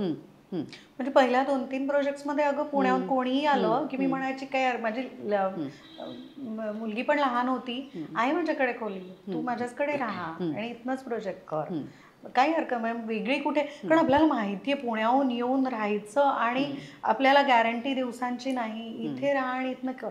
पण ना 2-3 प्रोजेक्ट्स नंतर मला कळलं हे मी वेगळं ठेवलं पाहिजे. म्हणजे कुठेतरी एक ती लाईन आखायला पाहिजे, हे मी अनुभवावरनं पण शिकले आणि मैत्रिणींनी सांगू नये की नाही आपण इतकं घरापर्यंत आणू नकोस, हे डेंजर आहे. मग आता पण ना मला ते मधलं जमत नाहीये, मग मी आता जास्त कट झाली, काहीच अंगाशी येऊ देत नाही आणि जास्त लांब ठेवते. ती मधली लाईन जमली पाहिजे, जमेल मला हळूहळू असं वाटतंय. पण आफ्टर टेस्टचं मी जे बोलत होतो की प्रोजेक्ट संपत आला किंवा काय झालं की जे महत्व पटणं असतं ना, की तू जे 2-3 गोष्टी म्हणलीस की वेळेत पेमेंट होतं, टॅक्सेस वेळच्या वेळी पेड आहे, ते थोडंसं बाहेर जाऊन काम केल्यानंतर अशी जाणीव होते की अरे हे इथे वेळेत होत होतं की ही गोष्ट बरी होती की. करेक्ट. पण तेव्हा तुम्ही, आणि ह्याच्यात मला असं वाटतं की कुठल्याही टेक्निशियनची किंवा कलाकाराची काही चूक नाहीये. आणि प्लॅनिंग विषयी पण मी सांगेन हा, म्हणजे जे म्हणतात डेली सोप आहे, म्हणजे 26 एपिसोड्स इन अ मंथ, म्हणजे मंडे टू सॅटर्डे पण शो आपण केलाय 3.5 वर्ष आणि आताचा 5 days a week करतोय. पण तुम्ही छान प्लॅन केलं. आमच्या दोघांच्या ह्याच्यात हे असं आहे की तो रायटिंग टीममध्ये आहे, रायटर्स टीममध्ये, आणि मी प्लॅनिंग प्रोडक्शनमध्ये जर करते. तर तुम्ही छान प्लॅन केलं, तुम्हाला महिन्याचे दिवस माहिती असतात, तुम्हाला बजेट, तर तुम्ही रात्रंदिवस शूट करायची गरज नसते. हा एक मुद्दा. आणि मला ही गोष्ट, मी चॅनलमध्ये काम केलंय आणि या पदावर होतो म्हणून नाही म्हणायचं. मी दरवेळेला म्हणतो की चॅनल मधल्या इपीजना बरीच लोक बदनाम करतात की ते एपिसोडची बँक नाही होऊन देत. ही आपल्याला लागलेली सवय आहे. आपण त्यांना वेळच्या वेळी त्यांच्या समोर ती गोष्ट देत नाही, आपण लास्ट मिनिट नेऊन देतो. आपण, कारण एक लेखक 4-5 कामं करत असतो, लेखकांची टीम, त्यांनाच जर का शेवटच्या क्षणी सुचलं आणि त्यांनी शेवटच्या क्षणी दिलं तर चॅनल कशी बँक होऊन देणार. बरोबर. कारण मी सांगतो ह्याच्यात अपर्णाचं सगळ्यात मोठं कौतुक की हे जे उलट रिव्हर्स प्रेशर देणं असतं ना, की ती चॅनलला नाही प्रेशर देत, ती आम्हाला प्रेशर देते. अतुल माझ्याकडे पुढचं प्लॅनिंग करायला ह्या लोकांनी ह्या तारखांच्या ऍडजस्टमेंट दिल्यात आणि मला सगळ्या कलाकारांच्या टेक्निशियनच्या ऍडजस्टमेंट पाळायच्या आहेत आणि त्या पद्धतीने आपले एपिसोड तयार पाहिजेत. आम्ही मीटिंगवर मीटिंग घेऊन चॅनलला रिक्वेस्ट करून, पण खरंच वाखाणण्यासारखी गोष्ट आहे, आम्ही आता काम केलेल्या आतापर्यंतच्या सगळ्या चॅनल्सनी ही गोष्ट ऍडमायर केली आहे. आमच्या बरोबरीने बसून ते एपिसोड अप्रूव्ह करतात, महिन्याची गोष्ट अप्रूव्ह करतात, झूम कॉल करायचा असेल तर ते करून तयार करतात. आणि ही चांगली गोष्ट आहे वाईट गोष्ट आहे मला माहित नाही. म्हणजे जसं मी म्हणतो की शेवटच्या कॉपी करून पास होणं ही जास्त अभिमानाने सांगायची गोष्ट आहे का की मी वेळच्या वेळी अभ्यास करून पास झालो, हे सांगायची अभिमानाने गोष्ट आहे. पण मला या बाबतीत असं वाटतं की आम्ही आतापर्यंत क्वचित 3 किंवा 4 वेळा डे नाईट काम केलंय. ते एकदाही नाही अशी वेळ आलेली. नाईट शिफ्ट सगळ्या अख्ख्या प्रोजेक्ट मध्ये मिळून आम्ही 5, 6, 7 वेळा केलेली. म्हणजे 7 वर्षात आम्ही 5-7 रात्र केल्या. पण आम्ही सलग रात्री ज्या करायला लागतात त्या वेड्यासारखं आम्ही दोघांनी, कारण आमच्या दोघांचंही म्हणणं आहे घरचे तुमचे आनंदी असतील ना, की तुम्ही घरी वेळ देताय छान, तर तुम्ही कामावर आनंदाने जाता. त्यामुळे माझं म्हणणंच असतं की मंडे टू 7 दिवसांमध्ये 1 किंवा 2 सुट्ट्या मिळाल्याच पाहिजेत युनिटला. त्यांना मुलांना तुम्ही सांगा रविवारी हवी आहे सुट्टी का सोमवारी हवी आहे, म्हणजे वर्किंग डे हवाय हे ठरवून ठरलेल्या माझ्या 4 सुट्ट्या असतात. बाकीच्या ऍडजस्टमेंट्स प्रमाणे असतात. आत्ता ऍडजस्टमेंट्स प्रमाणे चालले आहेत, पण मी हे फक्त आर्टिस्ट नाही, मला हे युनिटला पण सुद्धा हा मान द्यावा असं वाटतं. युनिटची लग्न टिकवायची पण थोडी जबाबदारी आहे नक्कीच. म्हणजे डिरेक्टर कधी म्हणलाय मला, कधी लाईटमन म्हणले की मॅडम नको ना, खूप सलग झालं. ओके, झालंय का सलग 5-6 दिवस झालाय, आपण लगेच 2 दिवस सुट्टी घेऊ. म्हणजे कोणीतरी काहीतरी सुट्टी मागितली आणि मी तरी जबरदस्तीने बोलवते, ह्याचं गिल्ट येतं आतमध्ये की कारण मी घरी जाऊ शकणार आहे मला हवं तेव्हा, ते नाही ना त्यांना मला, कारण मीच त्यांना बघते की ते 13 तास होते ना तरच मी पे करणार आहे त्यांना. त्यामुळे हा मान घरच्यांना द्यायलाच पाहिजे. तुम्ही घरच्यांना सुखी ठेवा, आनंदी ठेवा, तर आनंदाने काम होणार आहे तुमचं सेट. माझ्याकडे उलट आहे माहिती ना, माझे घरचे मला सुखी ठेवतात, मला काम करू देतात. अगं 15-15 दिवस जात नाही मी घरी, पण मला असं वाटतं की ठीक आहे, म्हणजे प्रत्येकाची किक असते ही. जसं हर्षदाताई आम्हाला म्हणायची रंग माझा वेगळा नाही, आपण माझ्याकडच्या महिन्यात 35 दिवस आहेत माझ्याकडे. कामाविषयी आपण भरपूर बोललो म्हणून तुम्हाला एक प्रश्न विचारायचा आहे. कधी घरात काम येतं का, किंवा कामाच्या ठिकाणी घर येतं का? घरात काम येतं खूप. आता थोडंसं अगदी प्रकर्षाने टाळलं जातं, पण खूप काम येतं. कामावरचे वाद येतात, जे डायनिंग टेबल वरती पण येतात, जे सगळीकडे राहतात. दुसऱ्या दिवशी सकाळी सेटवर जाईपर्यंत ते वाद राहतात. म्हणजे सुरुवातीला तर खूप व्हायचे, कारण आम्ही 2 वेगळ्या जबाबदाऱ्या कामावरती पार पाडत असतो. त्यामुळे तिथे गेल्यानंतर काय होतं, तिची टीम थोडीशी वेगळी पडते, माझी टीम थोडीशी वेगळी पडते. आणि ते बरोबर आहे ना, मी ह्यांच्याशी क्लोजली काम करत असतो, ह्यांच्याबरोबर ती त्यांच्याबरोबर क्लोजली काम करत असते, एकमेकांवर अवलंबून आहेत. पण कोण कोणावरती कसं प्रेशराईज करत आहे त्याच्यावरती, अरे हे असं का झालं, ते तसं का झालं, हे नाही, हे असं चालणार नाही, हे 4 एपिसोड हे असेच पाहिजे. किंवा एखादा डिसिजन जेव्हा घ्यायचा असतो, जो फंडामेंटल डिसिजन असतो, की उद्याला, म्हणजे आता प्रोड्युसरच्या भाषेत बोलायचं तर अगदी 10 मिनिटाचंच काम लागतं आहे, पण ते परवाच्या दिवशी टेलिकास्ट होणार आहे, तर त्या 10 मिनिटाबरोबर लावायला मला अजून 20 मिनिटाचं काम हवं आहे. बरोबर. तर ही गोष्ट का, अरे पण तुम्ही का सुट्ट्या दिल्यात लोकांना, लावायला काम नाही, ह्याच्यात आमची काय चूक आहे, बस त्या वादाला सुरुवात होती. प्लस पॉइंट आम्ही नवरा बायको असायचा हा आहे, मी हक्कानी चिडून भांडून हे काम मागू शकतो, किंवा तोही तितक्याच हक्कानी की नाही अपर्णा सुट्टी, तू त्यांना सुट्टी का देतेस, ही सुट्टी नका देऊ, आत्ता हे करून घे, किंवा हे शूट करायलाच हवंय, हा सीन रिशूट कर, किंवा ही जे हक्कानीची भांडणं होतात ना, जी लोकांसमोरही आम्ही दोघंही विसरतो की आम्ही लोकांसमोर आहोत. फ्रँकली सांगते, बाहेर आम्हाला असं ओळखत असतील की हे केवढे भांडतात, आणि हे आमचं म्हणजे आम्ही लग्नाच्या आधीपासून आम्हाला असंच ओळखतात, हे दोघं किती म्हणतात, यांचं होणार आहे ना, डिफरन्स ऑफ ओपिनियन आहे, खूप मेजर आहे.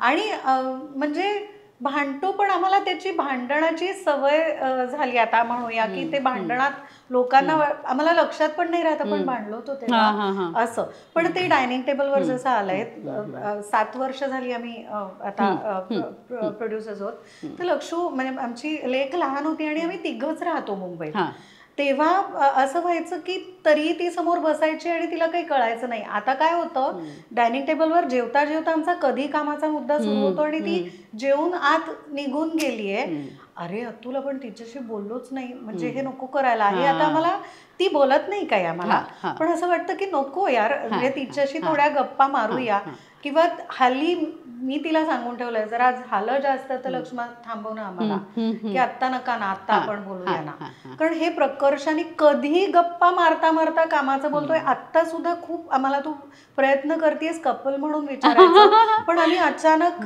त्यावेळी मी खूप एन्जॉय करतेय, कारण 90% आम्ही तेच होत अजून. म्हणजे मी आता परवाच त्याला म्हटलं की आपण 2 जण नवरा बायको म्हणून जेवायला जाऊया बाहेर, कामाचं काहीच बोलायचं असं होत हे होतच नाही. ठरवून कित्येक वर्षात नाही जमलंय आम्हाला हे, की ज्या 2 तासात आम्ही कामाविषयी बोललो, म्हणजे कामात होत असं नाही, ओघानी तेच येत आहे.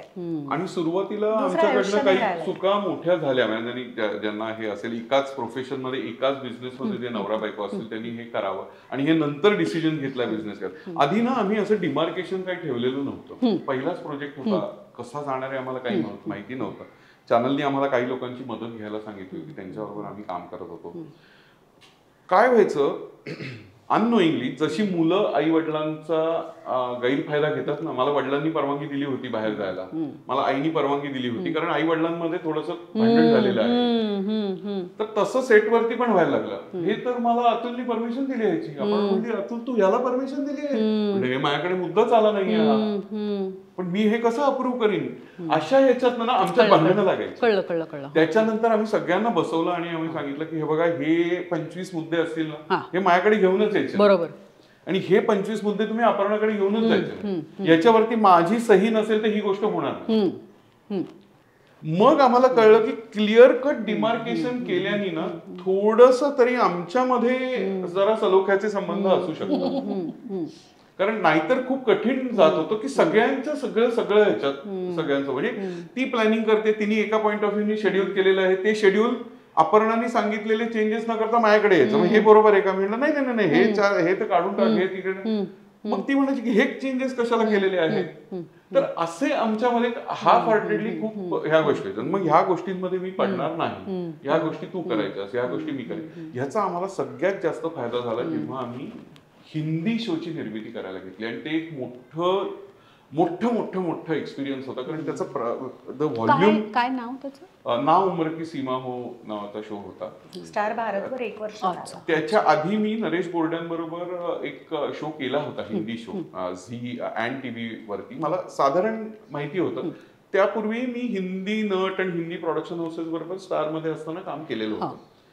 पण हे जे व्हॉल्यूम ऑफ वर्क आहे आपल्या इथे, म्हणजे आता म्हणायला हरकत नाही, 1.5 कोटीचे सेट असतात.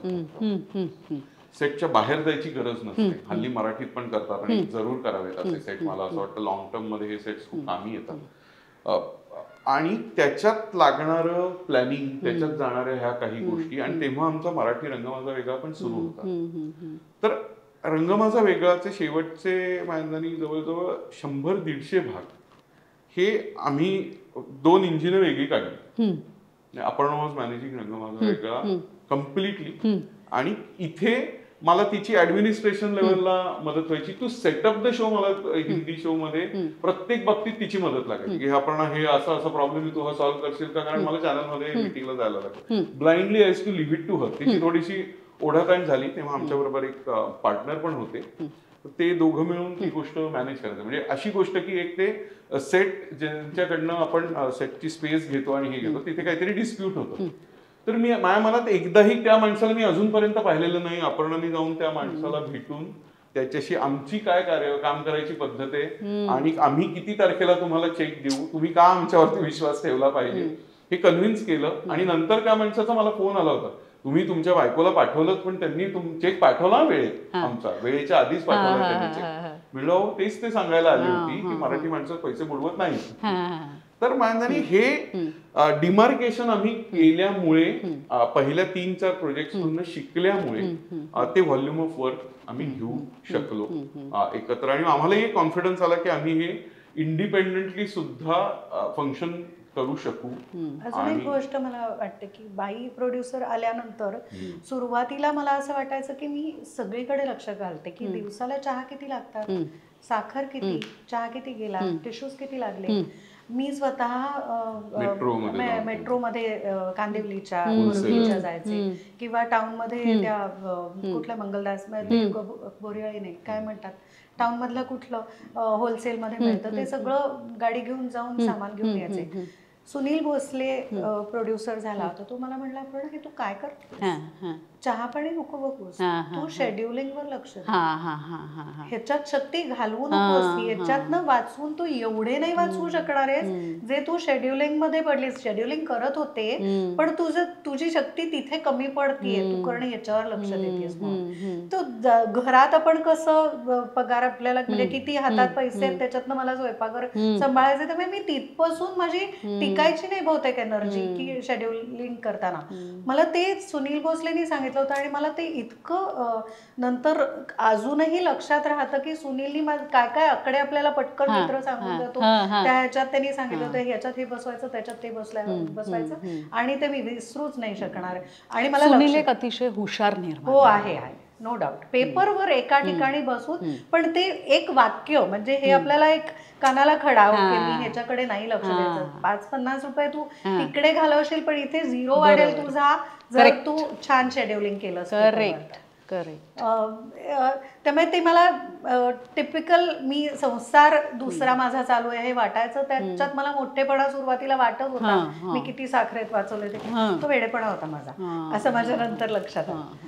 पण ही तेच मी म्हणलं ही प्रोसेस इतकी किक देणारी आहे किंवा प्रत्येक वेळेला इतकं शिकायला मिळतंय ना. आणि अजून एक म्हणजे कपल म्हणून आम्ही निर्माते असताना कोविडच्या काळात जेव्हा आपल्याला महाराष्ट्रातनं बाहेर जाऊन शूटिंग करायचं होतं तेव्हा पण आम्ही दोघं एकत्र असण्याचा आम्ही खूप छान स्ट्रॉंगली प्रॉडक्ट देऊ शकलो. कारण आम्ही एकत्र एकच जण गेलाय म्हणजे तुम्ही एक जण जाऊन बाहेरगावी 3-3 महिने राहिलात आणि शूटिंग केलं पण आमची खूप स्ट्रॉंग टीम झाली मला असं वाटतंय. 2 महिने जे काय दोघं जण एकत्र होतो आणि आम्ही जे बायफर्गेशन केलेलं होतं त्या ह्याच्यात आम्ही at a time double unit लावून जे बँकिंग करून आणि ज्या ह्यांनी तिथे युनिटलाही फॅमिली त्यांनाही काय असं झालं होतं की नवरा बायको आहेत त्यामुळे एक सिक्युरिटी मिळते ना म्हणजे सिक्युअर्ड होती माझी टीम. हे आपली छान काळजी घेणार आहेत हा त्यांना सेफ वाटत होतं हे आमच्याकडे बघून हे आम्हाला बरं वाटत होतं. हा मुद्दा निघालाच आहे तर मी नेहमी विद्याधर पाठारेंचं कौतुक करतेच कायम. माझे फेवरेट निर्माते आहेत ते. पण एक माणुसकी म्हणजे निर्माते सुद्धा माणुसकी दाखवू शकतात हे एक उत्तम उदाहरण म्हणजे जेव्हा मी 3 महिने सिल्वासाला जाऊन कोविडमध्ये राहिले होते तेव्हा त्यांनी मला फोन केला की सुलेखा मला कळतंय तू एकटी आहेस, तू आर्यटी आणि अंबरपासून लांब आहेस, माझ्या खर्चावरती त्यांना इथे बोलव, spend some time with them. किती गोड. मी म्हटलं सर तुम्ही हे बोललात हेच खूप आहे माझ्यासाठी. खरंय आता मी आणखीन 1 महिना एक्स्ट्रा राहू शकेन. खरंय हे बोलणं सुद्धा आणि निर्मात्याने की माझ्या खर्चावरती तुझ्या फॅमिलीला बोलवून घे इथे, मला कळतंय तू 3 महिने इथे एकटी आहेस. आणि कायम लक्षात राहिले कायम कायम म्हणजे मी त्या माणसासाठी काहीही करू शकेन. हाऊ स्वीट ऑफ या. बरं मला काय विचारायचं होतं की बाई म्हणून तू निर्माती आहेस, तू तुझं काम चोख करतेस, उत्तम करतेस, पण केवळ तू बाई आहेस, स्त्री आहेस म्हणून कुठेतरी आणि निर्मितीचं हे जे जग आहे प्रोडक्शन ते इट इज मेन रूल्ड. तर कुठेतरी तुला असं वाटलं का की स्त्री आहेस म्हणून कुठेतरी कमी रिस्पेक्ट दिला जातो? मुद्दामून नाही, त्यांना सवयच आहे ना ऑर्डर्स घ्यायची ही पुरुषांकडूनच. खूप सुरुवातीला अगदी 5-6 वर्षापूर्वी हे होत होतं मला आणि जाणवायचं की अपमान व्हायचा, चिडचिड व्हायची किंवा असंही होत असेल ना की हा सरसे बात कर लेते हैं, हेही व्हायचं. पण ना मला असं वाटतंय अतुलचं माझ्याशी वागणं, आम्ही जे वागतो एकमेकांशी, परत मी म्हणेन की हा ते चूकही दिसू शकतं की अरे सर आहेत त्यांच्याशी असं काय बोलतेय किंवा हा माझ्याशी बोलतोय. आम्ही तिथे मी म्हणलं तसं की इक्वल प्रोफेशनल असल्यासारखे वागत असल्यामुळे मी त्याच्याशी कशी बोलत असते हे असं काय करतोयस पण सांगतोय ना आम्ही आम्हाला स्क्रिप्ट पाहिजे अतुल प्लीज हे तू मागितलंयस पण हे मिळणार लास्ट मिनिट क्रेन मिळणार नाही. म्हणजे ज्या पद्धतीने मी ह्याच्याशीही बोलू शकते तर त्या लोकांना आता कळून चुकलं ही डेंजर बाई आहे, यांनाही सोडत नाही आपल्याला काय सोडणार आहे. त्यामुळे आता ऍक्सेप्टन्स आलाय. लास्ट मला नाही आठवत की 1.5-2 वर्षात असा मला अनुभव आलाय की ह्या काय सांगणार मला.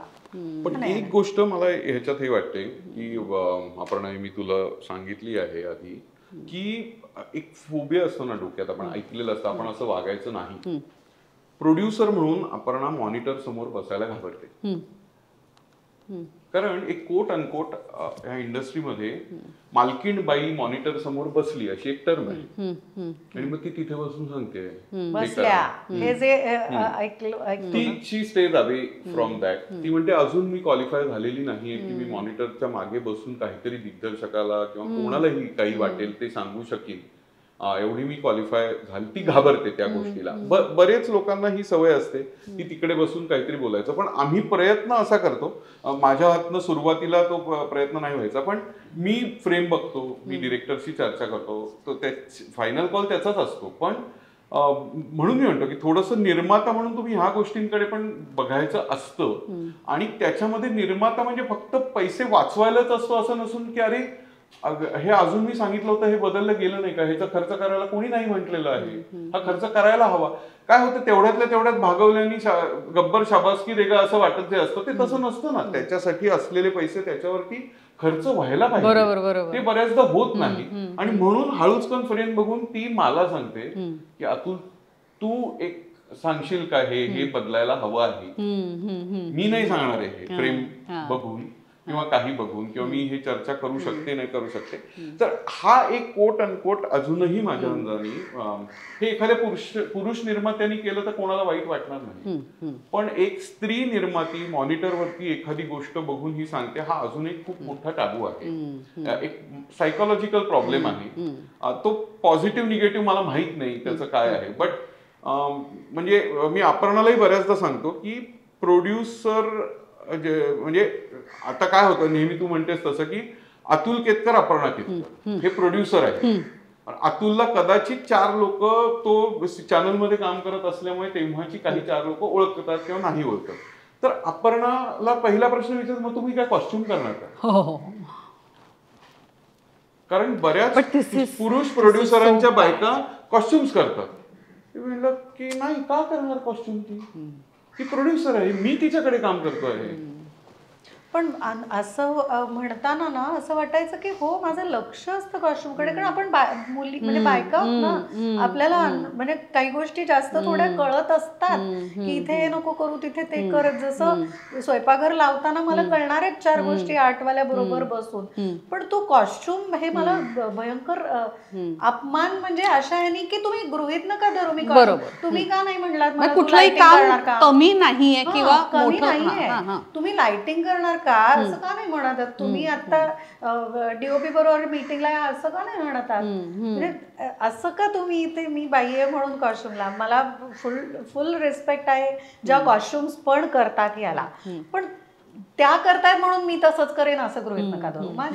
माझी काहीतरी वेगळी. पण 6-7 वर्ष लागली एक्स अमाऊंट ऑफ कॉन्फिडन्स आणि रिस्पेक्ट मिळवायला, हे तितकंच जाते. आणि मला असं वाटतं की फक्त ह्या क्षेत्रात नाहीये, सगळीकडे एक म्हणजे इव्हन कुठेही जा तुम्ही, हा एक मेंटॅलिटी आहे ज्याच्यामध्ये, कारण एक स्त्रीचा एक वेगळा सत्यशोधक सूर लागतो, कान उघडणीचा सूर लागतो, तो कानाला जाचक वाटू शकतो किंवा माझा लागतो, तर तो जाचक वाटू शकतो. ही असं का बोलणार मला, असं का, ही कोण आहे बोलणारी, असं वाटतं. स्त्रियांकडून ऑर्डर्स घ्यायला पुरुषांना थोडं कमीपणाचं वाटतं, थोडंसं कानाला खटकतं असं वाटू शकतं. हे प्रॉब्लेम आले ना. पण मला असं वाटतं हे ह्या क्षेत्रात सगळ्या क्षेत्रात. पण गेली 2 वर्ष माझ्याबरोबरचं युनिट आणि आमच्यात छान म्हणजे वाद होत असतील ते फॉर गुड होतात, म्हणजे for betterment of our show असं होत असतील. पण असं नाहीये कोणी आमच्या युनिटमध्ये की ज्यांना मी काहीतरी बोलली म्हणून खटकलंय. लक्ष्मीबद्दल काय सांगाल? तिचं नाव लक्ष्मी का ठेवलं, म्हणजे कोणी ठेवलं, तू का? 4-5 नावं आली होती खरं तर, फ्रँकली सांगायचं तर. आणि तेव्हा मी सिंगापूरला होतो आणि ह्या दोघीं म्हणजे बारशासाठी पण नाही थांबायचं, 3ऱ्या दिवशी पासपोर्ट काढणं गरजेचं होतं. त्यामुळे आम्ही हॉस्पिटलमध्ये 2ऱ्याच दिवशी नाव ठरवायची वेळ मिळालं. हे नाव ठरवून मी पळणार आहे मुंबईला पासपोर्ट काढायला. पुण्यात लक्ष्मीचा जन्म झाला. तर ही सगळी नावं थोडीशी आवडत होती, सगळ्यांना युनानिमसली आवडत नव्हती. आणि ते मराठी, मी तेव्हा नुकतं तिथे राहतो, म्हणजे सिंगापूरमध्ये राहायला लागलो. तुम्ही ते नावांचा फार अपभ्रंश करतात. ते आता हे रामला रामा म्हणतात, मग ते रामा रमा, म्हणजे रामाचं देवळाला बाहेर RAMAA लिहिलं होतं, मग रमा आणि रामा आपण कसं वेगळं करणार आहोत. कृष्ण आणि कृष्ण हे सगळं कृष्ण इंग्लिश स्पेलिंग मध्ये तिथे असल्यामुळे हा खूप विचार केला गेला. आणि लक्ष्मी नाव होतच आणि छोटं गोड त्या सगळ्या ह्याच्यात. आणि मग लिटरली 3ऱ्या मिनिटाला त्याच्यातलं आम्ही म्हणजे हे नाही चला लक्ष्मी फायनल करू असं झालं. सगळ्यात इम्पॉर्टंट गोष्ट, आतापर्यंत एकदाही आमची मुलगी आम्हाला असं म्हणली नाही की माझं नाव हे काय ठेवलं. म्हणजे ते आम्हाला लक्ष्मीबाई वाचलं. म्हणतात शाळेत इथवरती म्हणली होती, मला तुला वाईट वाटतं का त्याचं? हां. नाही, पण बाई का म्हणतात मला असं? हां. मग तिला हळूहळू सांगितलं आम्ही, पण तिला अजून त्याचा राग नाही आला, आवडतंय तिला, म्हणजे त्याचंही छान वाटतंय, छोटं आणि गोड वाटलं आणि मला जुनी नावं आवडत होती म्हणून करत वा. बघा ना. ते वाटलं चांगलं वाटलं. आणि तिचं पुढे काय, ती आता माटुंग्याच्या रुईया कॉलेजमध्ये BMM करते. ती अजून ठरवतीये. तिने त्रिधामधनं IGCSE बोर्डमधनं 10th केली. तिथे तिला एक्स्ट्रा करिक्युलर मेजर काही नव्हतं.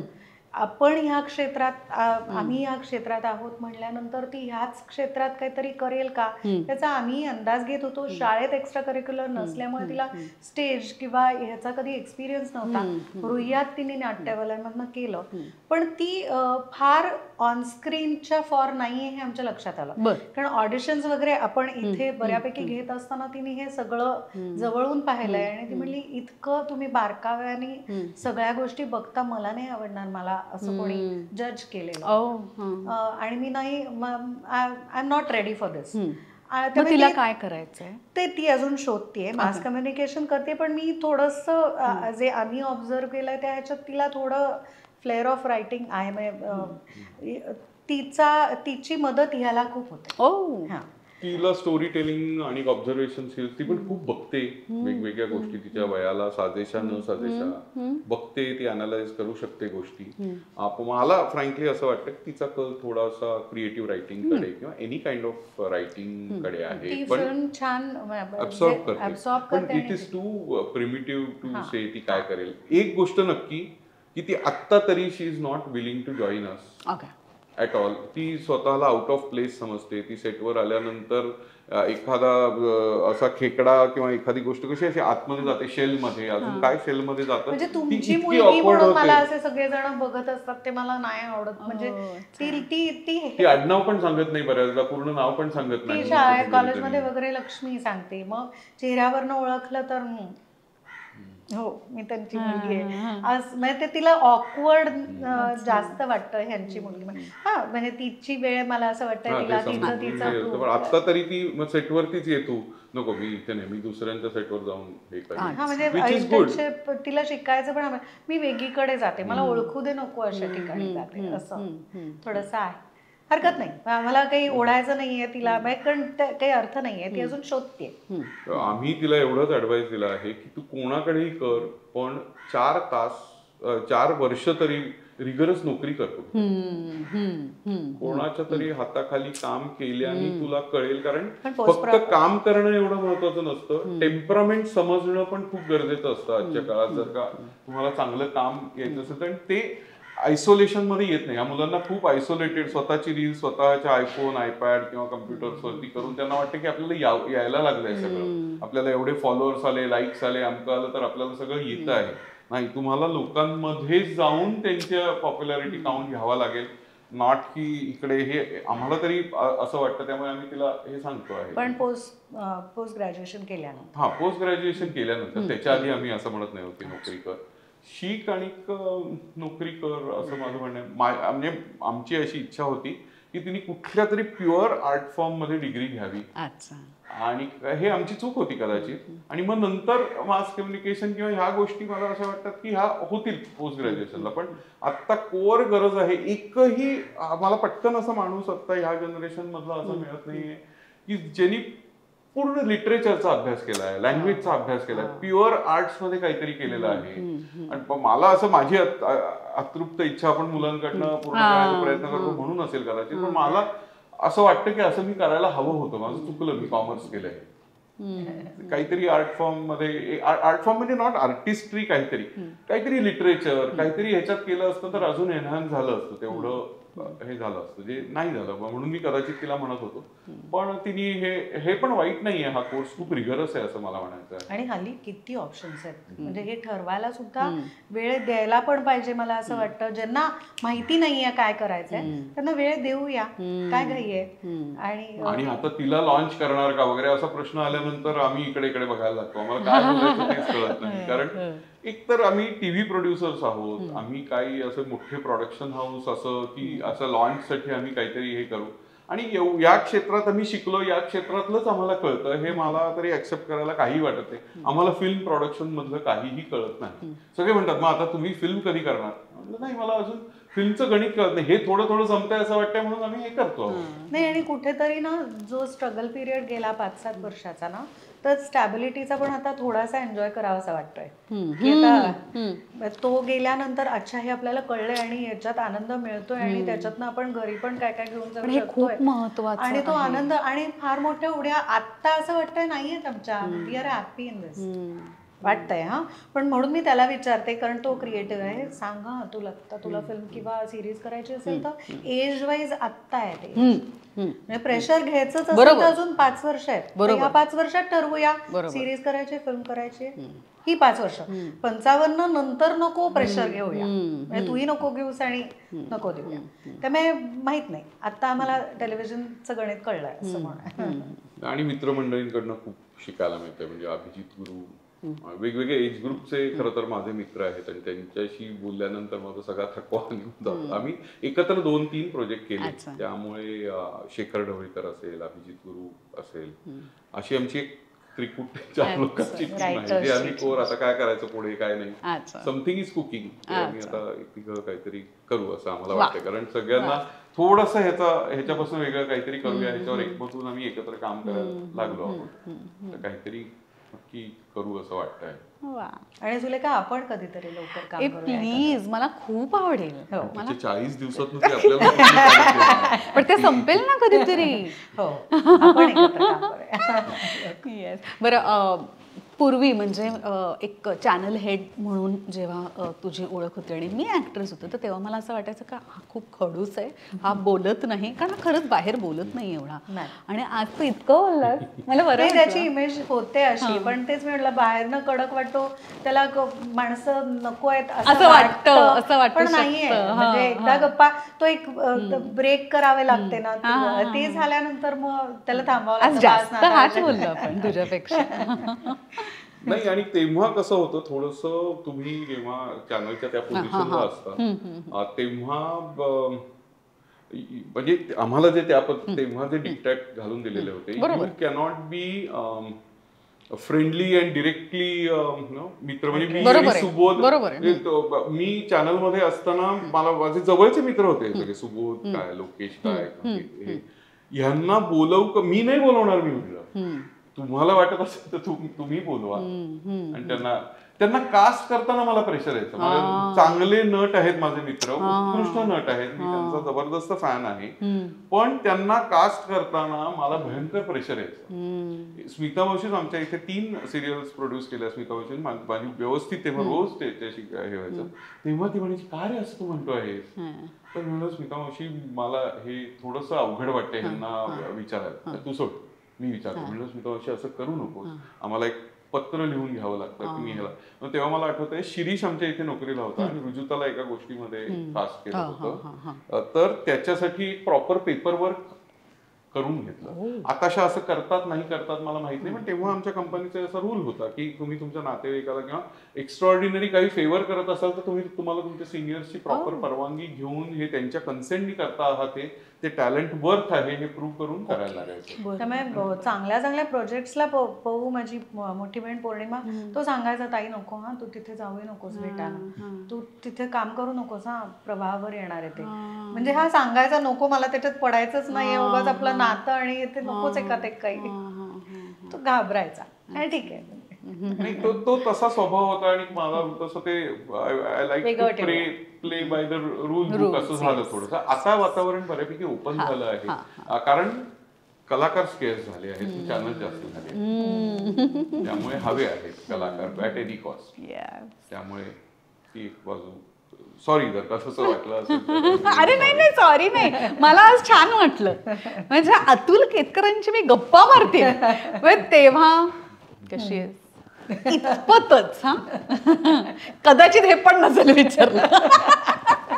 पण काय होतं तेव्हा काही काही गोष्टीला असं ट्रेनिंग की एखादा माणूस येतो त्याला असं वाटतं नाही का की तुम्ही त्याला हा प्रोजेक्ट दिले तर त्यामुळे न्यूट्रल राहतो. न्यूट्रल, बरोबर आहे, बरोबर तुम्ही आहे. असं काही कमिट करू नका But जेणेकरून that's त्याला काही absolutely all वाटेल. right, absolutely. आणि तो पिरियड तर इतका वाईट होता ना, म्हणजे आता सहज गप्पांमध्ये निघाला, माझ्याच सहीचं पत्र घेऊन मलाच एक माणूस भेटायला आला होता की तुम्ही हे प्रोजेक्ट आम्हाला तर दिलाय. तुमच्याकडचा अतुल केतकर पैसे खातो असं मलाच तो माणूस सांगतोय, मलाच ते पत्र दाखव आणि म्हणतो मी म्हणलं, अहो, मीच आहे ते अतुल केतकर. अय्या बाई, आम्ही वेगळ्याच माणसाला भेटलो. अय्या देवा. मग किती डिस्टन्स ठेवायला नाही, नाही, पाहिजे आणि बरोबर आहे. कुठल्याच गोष्टीमध्ये का नाही हे करायला पाहिजे. मी म्हणलं अरे बापरे, तुम्ही कोणाबद्दल बोलताय. म्हणलं मी आहे.